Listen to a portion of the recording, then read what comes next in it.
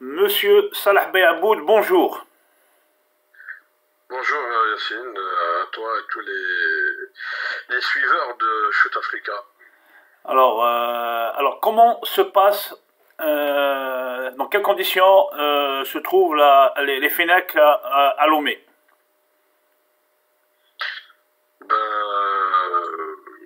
L'équipe nationale, depuis qu'elle est arrivée à Lomé, je pense qu'elle est dans de bonnes conditions. D'abord, après un voyage agréable, nous sommes arrivés dans la capitale du Togo, Lomé, vite installés dans un hôtel parmi les meilleurs de cette ville. Ensuite, direction le stade de Kégué, le stade principal de Lomé, où la sélection a effectué sa première séance d'entraînement le jour même. Ensuite, nous avons enchaîné avec deux autres séances le lendemain, c'est-à-dire hier, avec une séance matinale dédiée beaucoup plus à un travail physique, de réveil musculaire et de mise en forme. Et dans l'après-midi, un travail plus classique, notamment sur le plan technique et tactique. Et ce soir, Inch'Allah, on aura notre quatrième séance d'entraînement et ça sera ainsi. C'est-à-dire des séances uniques par jour jusqu'au match contre le Togo qui est prévu ce vendredi, toujours au stade de Kégué. Et on reprendra nos entraînements jusqu'au 9 de ce mois pour le match contre le Burundi avant de rallier la ville de Bouaké en Côte d'Ivoire le mercredi 10 janvier et de poursuivre le stage et la préparation jusqu'au premier match prévu le 15 janvier face à l'Angola. Donc les infrastructures du stade de Kigué, est-ce qu'elles sont dans un bon état? Non, le stade de Kégué est une infrastructure qui a été rénovée il n'y a pas très longtemps. Donc d'ailleurs, lorsque l'équipe nationale avait joué en 2018, elle n'a pas évolué dans ce stade, puisqu'elle a joué dans un petit stade en terrain synthétique, pas très loin de l'hôtel où nous sommes aujourd'hui. Mais sinon, le stade de Kégué offre toutes les commodités, notamment une bonne pelouse pour les joueurs afin d'effectuer un bon stage. Donc voilà, sur ce plan-là, on n'a pas à se plaindre. À rechigner, à se plaindre. Sinon, côté climat, il fait plus ou moins chaud dans la journée, un peu moins en fin de journée à l'heure de l'entraînement. Taux d'humidité pas très élevé, disons entre 60 et 70%. Donc ce sont des conditions qui arrangent un peu le staff qui a évidemment choisi ce pays, cette ville pour effectuer ce stage de préparation, d'acclimatation pour l'équipe avant de prendre nos quartiers à Bouaké. Revue d'effectifs, dans quelles conditions? Parce qu'on a entendu qu'il y avait Reis Mboulhi qui souffrait d'une légère blessure, il y avait, je pense, Aït Nouri qui grippait.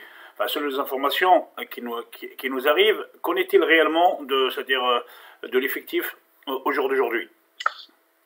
Je suppose que ce sont les informations que vous avez sur le site officiel de la Fédération régionale de football, puisque nous essayons de rendre compte au quotidien de toutes les informations qui entourent l'équipe nationale. Évidemment, comme à chaque début de stage, il y a toujours des petits bobos. Souvent, les joueurs ne sont pas forcément au même niveau de forme, ce qui fait que depuis le début, on a quelques petits... quelques bobos pour certains, mais c'est gérable. Donc, Mboulhi qui a eu mal à la main, au doigt, lors de la première séance, est revenu hier dans l'après-midi, donc il n'y a pas de souci là-dessus.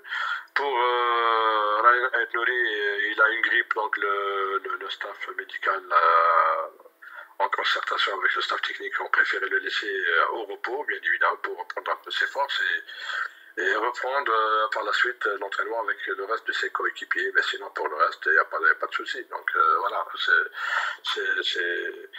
les deux staffs gèrent bien les choses et nous comptons avoir tout l'effectif lors des prochaines séances d'entraînement. Donc tout va bien. Alhamdoulilah, pour l'instant, tout se passe bien. Voilà, pourvu que ça dure, pourvu qu'il n'y ait pas d'autres blessures, surtout quand on va jouer 2 matchs amicaux, donc il y aura certainement des contacts entre les joueurs, donc à ce niveau-là, espérons qu'on n'aura pas de blessés, pour que le staff technique, à leur tête le sélectionneur national, M. Djamel Belmadi, puisse disposer de tout le groupe qu'il a choisi pour cette belle aventure qui nous attend. Justement, concernant l'effectif, aujourd'hui, le 3 janvier, la CAF va mettre en ligne les listes définitives des effectifs participants à cette phase finale de Coupe d'Afrique en Côte d'Ivoire. Donc, peut-on conclure que l'Algérie ira avec les 25 joueurs présents à Lomé?